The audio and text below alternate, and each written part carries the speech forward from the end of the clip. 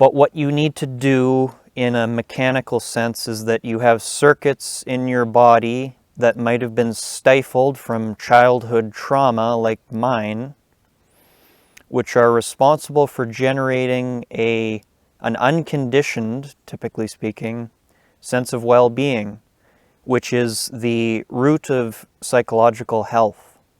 It's where you don't have any problems with the way the world is anymore. That doesn't mean you stop trying to fix things, but you'll be better able to fix things if you don't have aversion clouding your mind. What's up? It's a little after 8 a.m. in the morning. It's hovering around 0 degrees, so if you're wondering why I'm wearing several layers, that's why.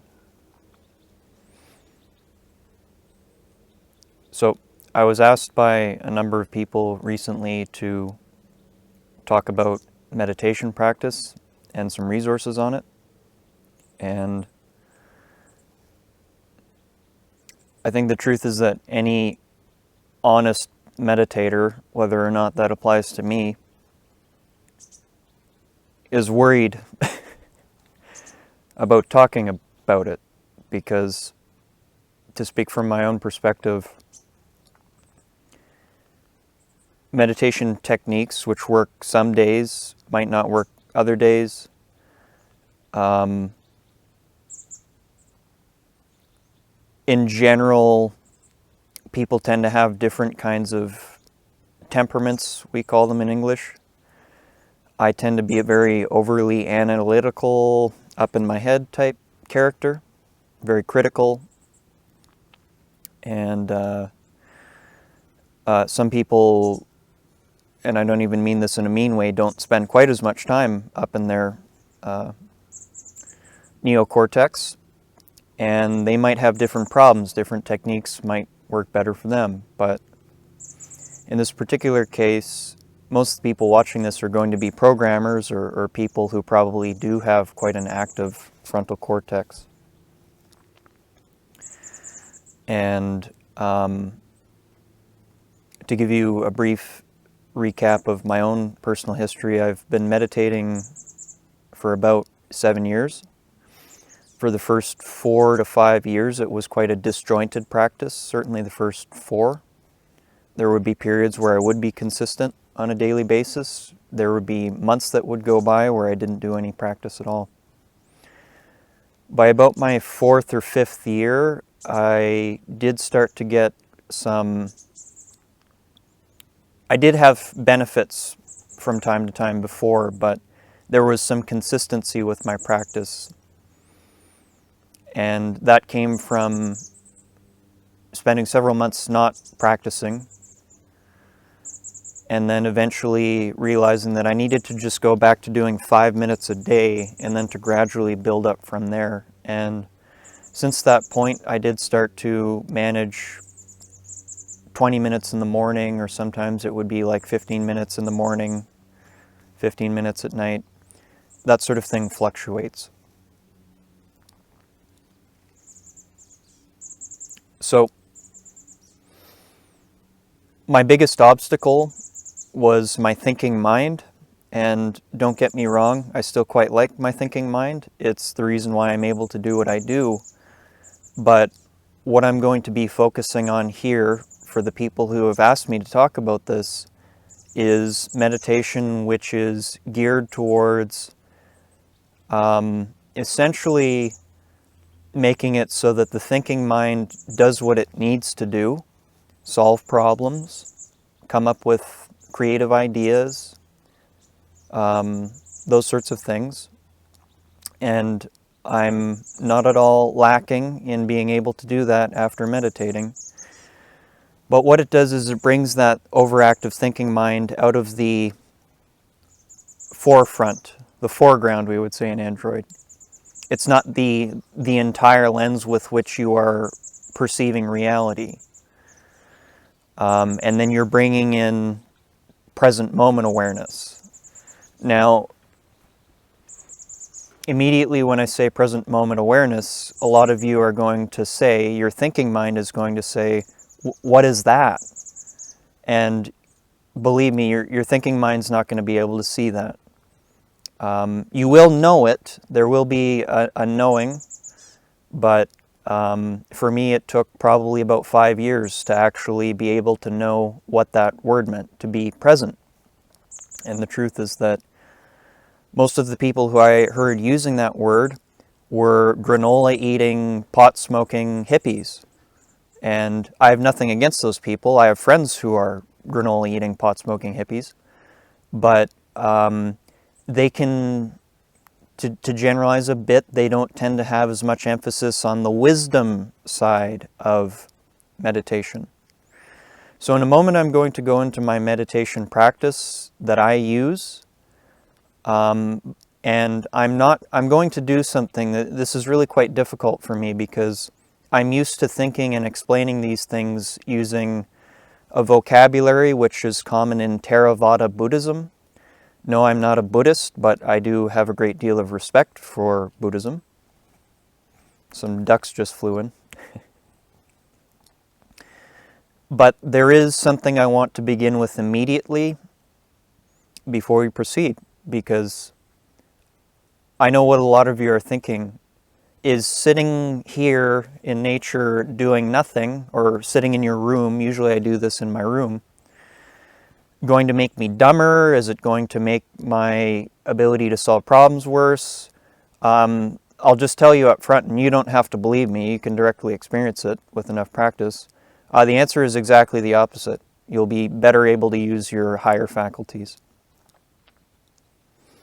There's one word which I want to translate, one phrase. Sati Sampajanya. This is in ancient Pali language, Plai. So sati, I would pick the translation focused awareness, paying attention.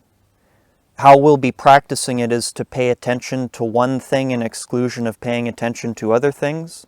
So it's a narrowing. But you have to understand that when I say narrowing, with enough practice, you're going to actually just kind of be aware of everything with a narrowed focus. And then we start to get into these weird paradoxes where language can't describe the actual experience. So some of the things I'll be saying might sound unintuitive, paradoxical, would have drove me insane 5 years ago because I am a skeptical, analytical person. And you don't have to believe me, but I encourage you to try. Try the practice. You'll see for yourself. As a matter of direct experience, similar to me picking up the sleeve and wondering if gravity exists or not. Guess it does.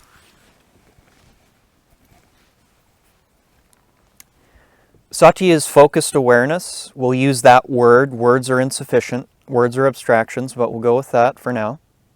And Sampajanya, it is the quality of discernment, the decision-making process which arises when the mind is tranquil, which is, the mind being tranquil is typically a result of sati practice, which I'll show you. Why am I telling you this? When you actually get into a state of what I like to call functional stillness, which is a result of focused awareness, you can think of that as a flow state, everything becomes clearer. Everything becomes easier. Your mind is not having as much trouble dealing with life. It's not really asking, why am I here? Why am I suffering? What is this feeling of lack? That stuff goes away, and then you're able to, as Alan Watts would say, who's one of my teachers, get out of your own way. The art of sailing as opposed to the art of rowing. So I just wanted to plant that for your analytical mind to consider before we get started.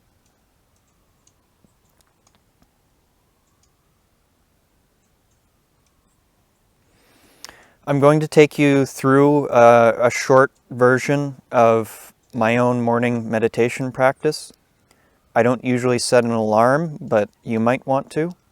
I do usually set a stopwatch, and I'll usually go for between sometimes 20 minutes if that's what I need, sometimes 38 minutes if that's what I need, and it depends on if I have stuff to do or what the schedule is. Oh, sounds like my ride's here.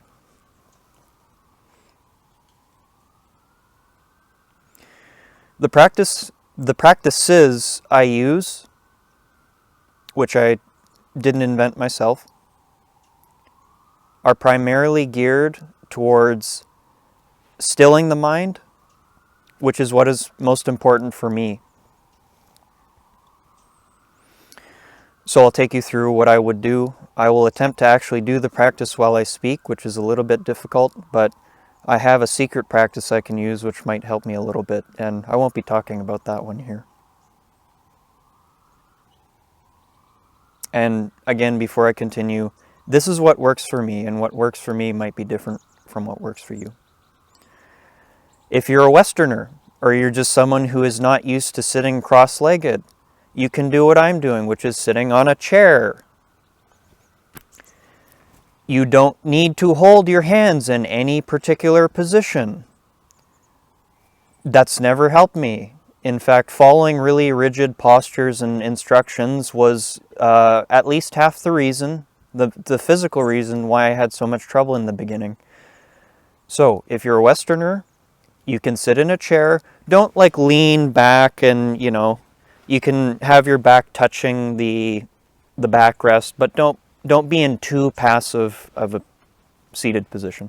If you're used to sitting on the floor in a cross-legged position or whatever, and that's comfortable, that's something you do regularly, you can do that too. That's okay. We want a balance between comfort, but not so comfortable that we're going to fall asleep. You can either close your eyes, or you can keep your eyes open. I typically start my meditation practice with my eyes open.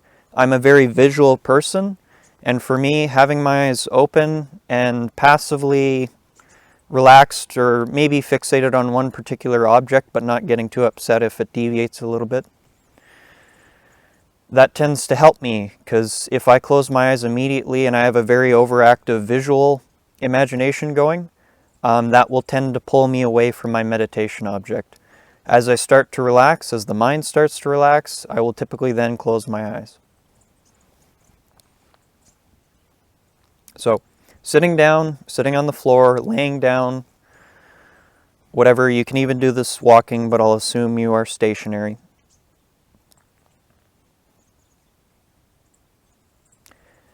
I'd like you to become aware of the sensation of the points of contact, the physical sensation between your legs, your feet, your ass,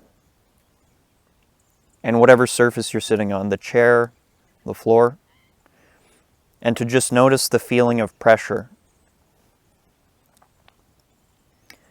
Throughout this, your thinking mind might wonder, am I doing this right?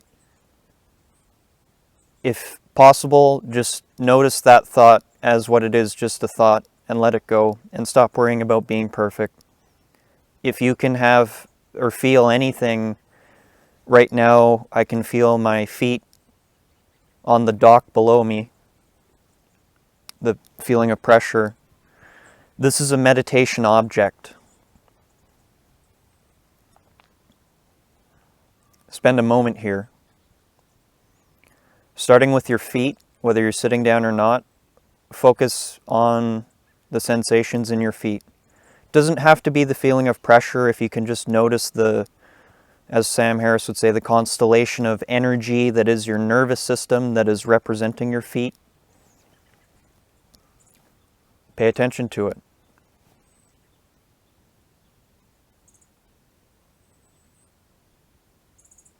Move up to your lower leg, your calf muscle, your tibialis anterior. Notice any sensations in your calf muscles, the front of your lower leg.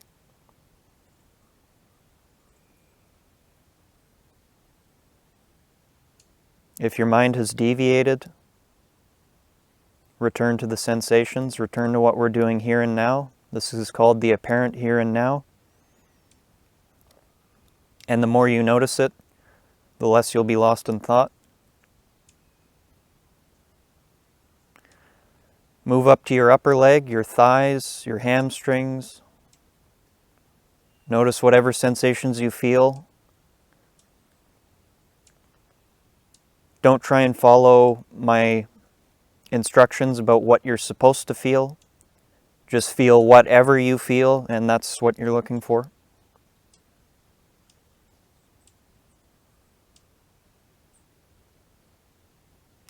Move up to your glutes, your ass. If you're sitting in a chair, notice the feeling of your ass, the weight of your ass in the chair, on the floor.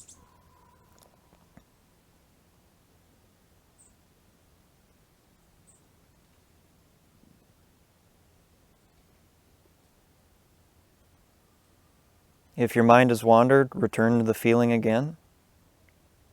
Meditation is one failure after another. That's perfectly normal.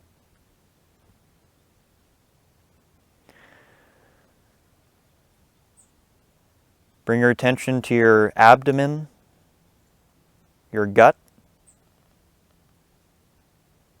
There should be a little bit of tension keeping you upright. Breathing should be having your abdomen rising and falling.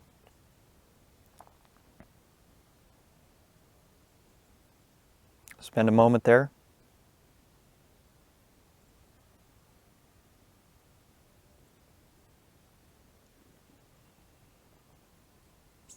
If your mind is wandering, return to what we're doing here. Don't worry about how stupid this is. We're getting out of our heads. Bring your attention to your lower back. Spend a moment there.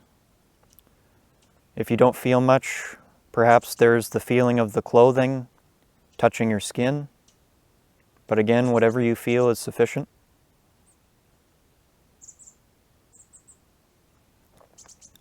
Move to your torso, your pecs.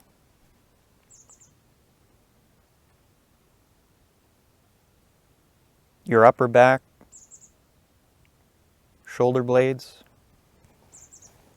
your neck. I have some tension in my shoulders. That's where I carry all of my tension in my shoulders.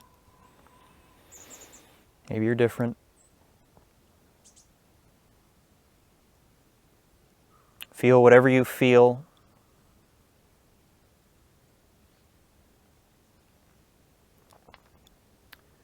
Move to your upper arms. Make Arnold Schwarzenegger proud. Feel those biceps, those triceps. Whatever you feel. The pump. Move to your lower arms, your forearms. Mine are resting against my thighs. I can feel that. And then to your hands. Feel the sensations in your hands. I move from finger to finger, back and forth a few times.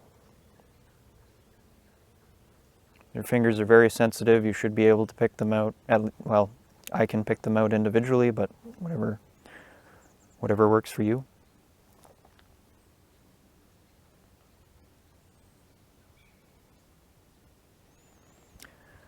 Moving up to the neck now. The root of the neck on your back, that's where I carry much of my attention. Just notice it. It might be painful, that's okay. Don't do anything with it. Just be with it. Just notice it. Your neck. Notice your jaw. I tend to have my jaw really tight all the time. Let the jaw relax. Let your mouth relax. Make your face long.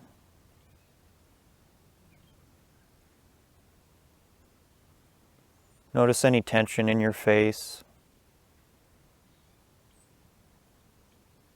your giant nose. Any tension around your eyeballs, that's really important. When you make a proper smile, the muscles around your eyeballs relax. If you can't consciously get them to relax by just focusing on them with awareness, not focusing on them, bringing awareness to them. Focusing implies attention. Nothing about this should be tense. Your muscles might be tense, but the awareness is relaxed. Notice your scalp, your ears, whatever you notice, or absence of anything in particular.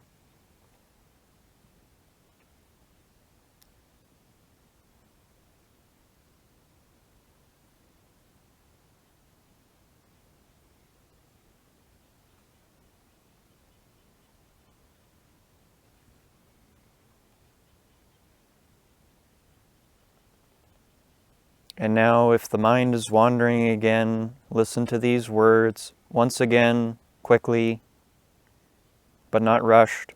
Notice the feet. Pull the attention to the feet. Notice the lower legs, the calves.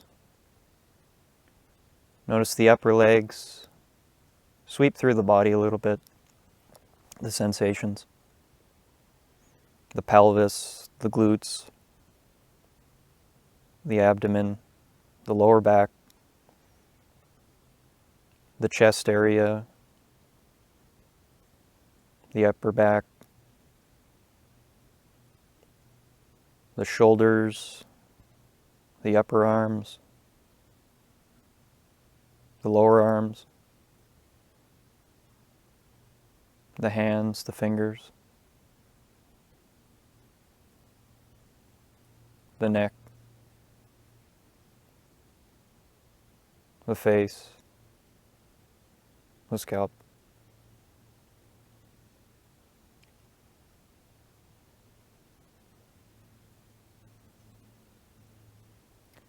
I'm going to give you 2 minutes to just stick with this. Wherever you notice the sensations in the body, go there. And then whenever the awareness moves to a different part, go there. Let awareness take you. But our meditation object is the sensations in the body. 2 minutes.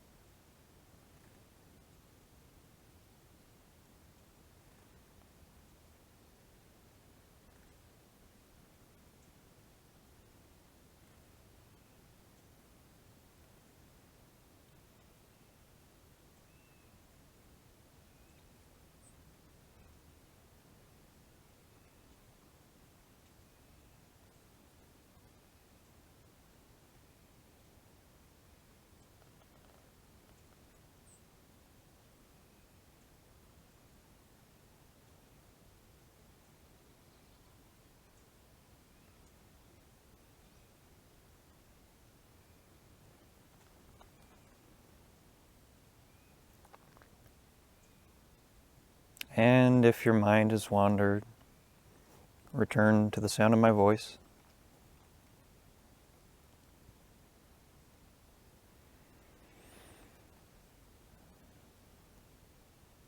The purpose of this exercise was to literally and figuratively bring yourself out of your head Before I move into breathing meditation, which is called anapanasati,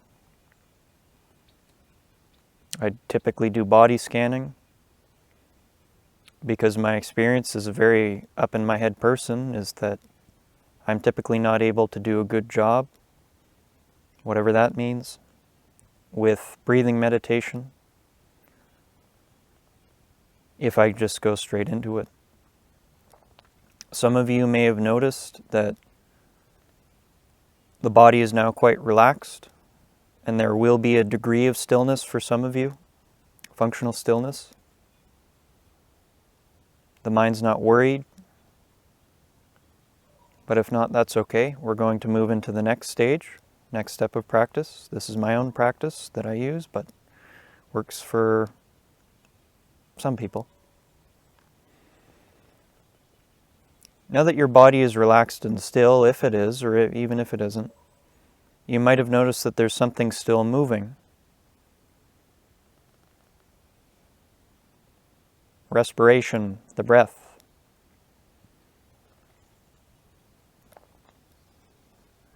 I'd like you to bring your attention to the breath. And this is where you'll hear a lot of dogmatic opinions. You'll hear some teachers ask you to notice the rising and falling in your abdomen, what I believe they call Goenka style, or perhaps Sri Lankan style. And before I proceed, this isn't breathing exercise. You're not controlling your breath, you're watching it. And worrying about whether you are controlling or just watching it is not going to help you here, so let go. If you notice the rising and falling of your abdomen, you may wish to use that as a meditation object. Perhaps you notice the sensation at the tip of your nose. I personally don't. Or inside your nasal cavity. I have a big nose and a big nasal cavity.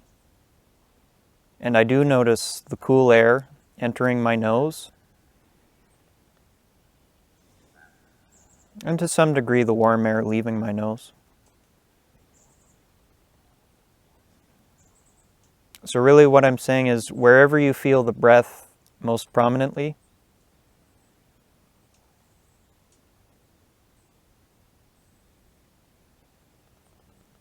bring awareness, let awareness figure that out for you. And we're just going to count. 1 on the in-breath, 1 on the out-breath, 2 on the in-breath, 2 on the out-breath, up to 10, and then start again from 1.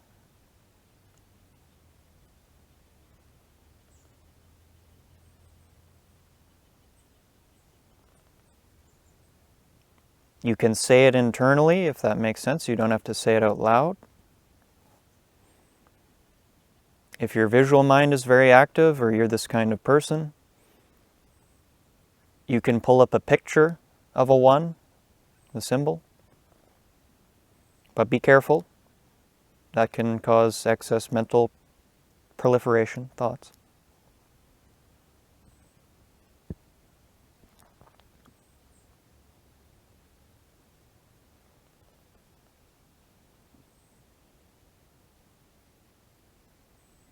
And the counting is an anchor.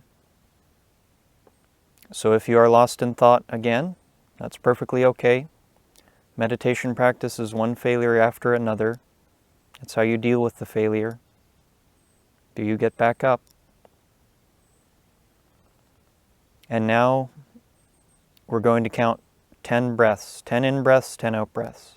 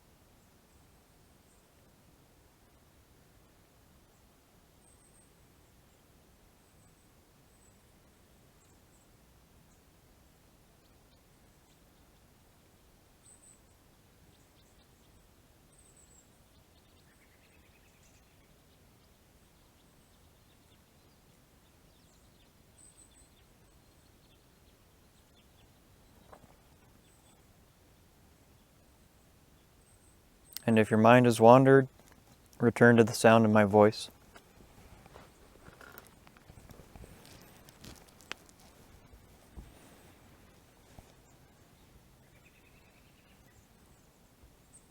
Maybe, just maybe, if you've had your eyes closed, please open them for a moment, and maybe, just maybe, notice something different but indescribable about your present moment awareness. Not necessarily profound, not necessarily a huge difference, but even just a subtle difference. A clarity, a brightness, a mind which may not, even just for a brief period, be bouncing around to 500 different things in 10 seconds. Or maybe you didn't get any stillness. That's okay. Especially in the beginning for me, more often than not, I didn't really get any stillness from my practice, but I kept practicing, and that's what made the difference. And a reminder that often what will happen is that one day you'll notice the breath better in the nose, and then another day you'll notice it not at all in the nose, and then you'll get upset about that, or maybe vice versa with the rising and falling of the abdomen. And my instruction there is to just notice it wherever seems appropriate for what is apparent here and now.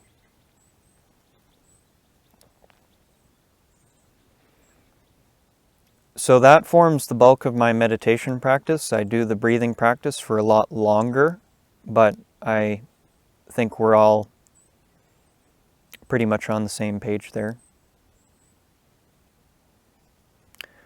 I will mention 2 more practices which I use depending on the situation. Sometimes the verbal inner dialogue, the inner monologue, the inner narrator, which I used to think was me. What a joke that was. Sometimes it's out of control. Sometimes it is ceaselessly talking. So if you were unable to follow my instructions or your meditation object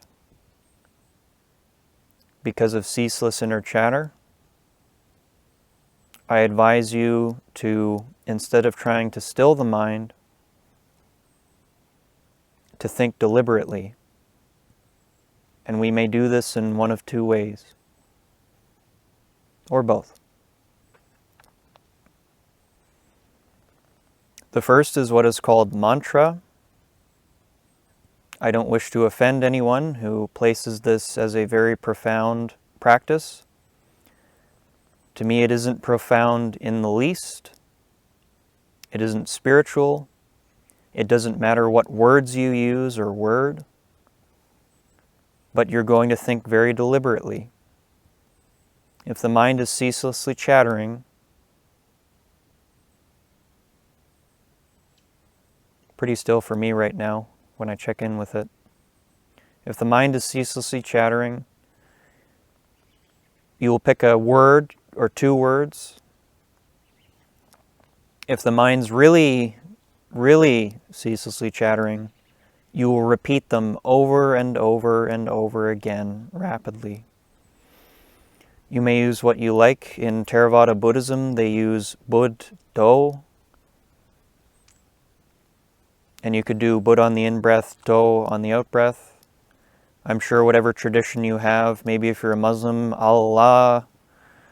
If you're Christian, I don't know, Hallelujah, whatever works for you.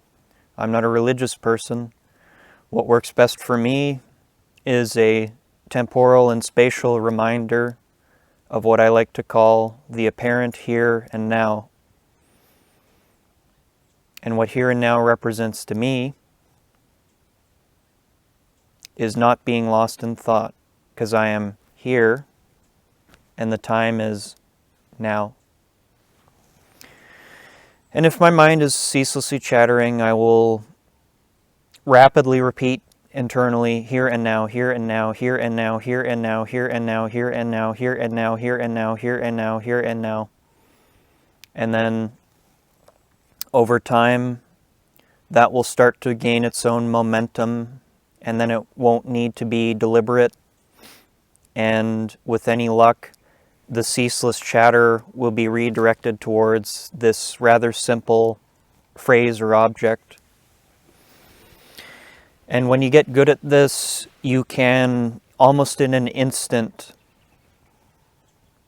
dissolve your chattering mind. You may only need to repeat your mantra for 10 times.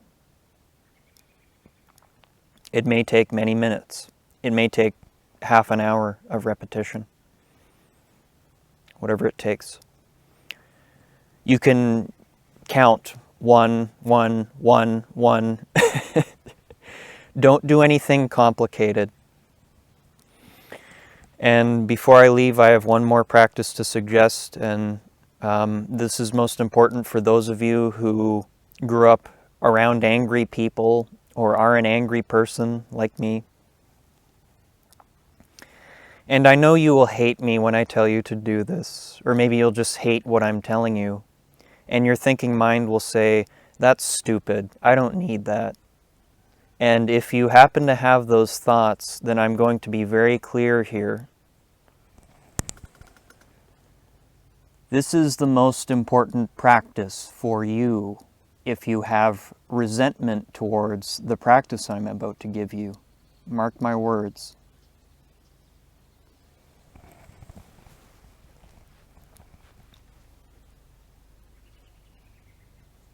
If you have a negative self-image, if you hate people, if you're uncomfortable in social situations, if you're angry all the time, if you're tired and fatigued all the time, if you're upset with where you're going or where you're not going, with what you're doing, with what you're not doing, this is all one emotion, which I will call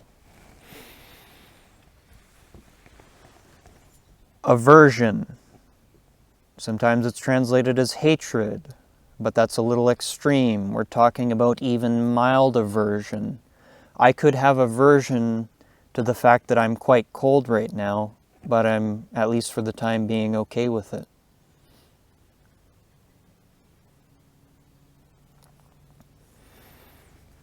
A mind which is full of aversion, even mild aversion, will have a great deal of difficulty concentrating, stilling. My experience has been that the majority of my psychological unhealth has been from a mind which is profoundly conditioned for aversion.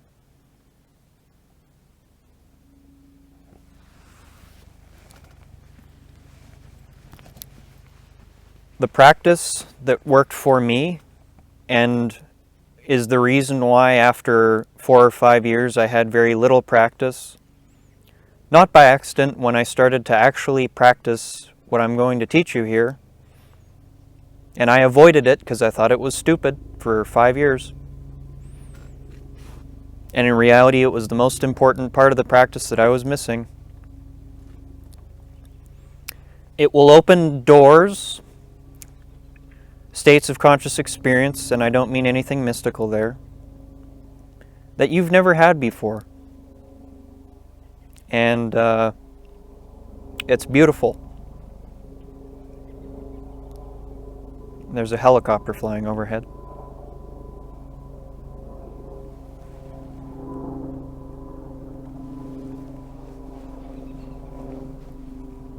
Let's just wait a moment. The practice has many names, and it can be seen in many different religions. In Buddhism, it's typically called Metta Bhavana. It's typically translated as loving kindness meditation. That translation upset me So I avoided the practice because I thought it sounded flowery and stupid. So I won't use that name.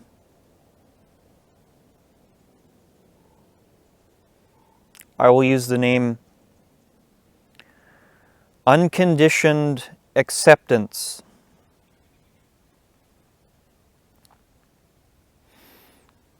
If you're from a monotheistic religion, like an Abrahamic religion, you might hear this spoken about as love for God,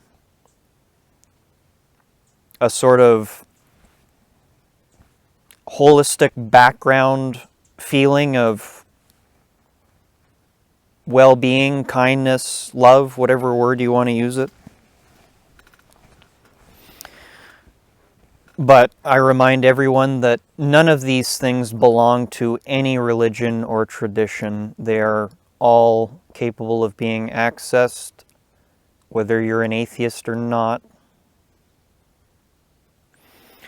But what you need to do in a mechanical sense is that you have circuits in your body that might have been stifled from childhood trauma like mine, which are responsible for generating an unconditioned, typically speaking, sense of well-being, which is the root of psychological health. It's where you don't have any problems with the way the world is anymore. That doesn't mean you stop trying to fix things, but you'll be better able to fix things if you don't have aversion clouding your mind. A happy mind is a mind that is ready to do work. So, you will imagine some being, maybe a pet, maybe a loved one, a family member, a close friend. Excuse me. You will, and this is the difficulty, you'll have to practice this and try a lot of different things. You'll recall someone or a situation or a person. Maybe you recall an image of them. Maybe you think of a specific memory.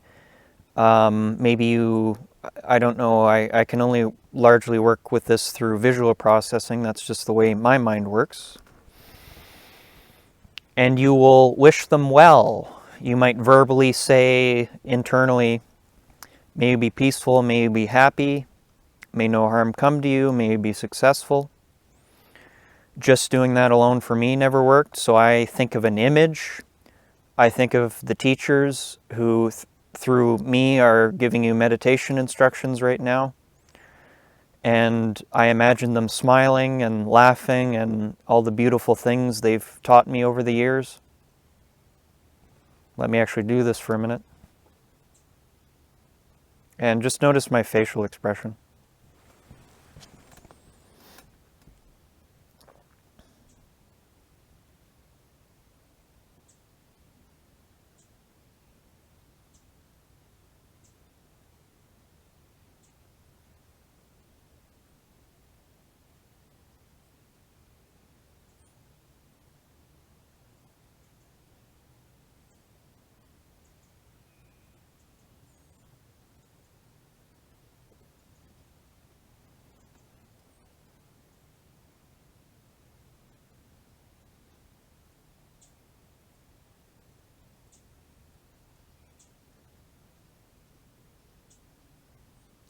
So I may look like a crazy person to you because all of a sudden I'm smiling. My eyes are relaxed. But only a crazy person would walk around being pissed off all the time.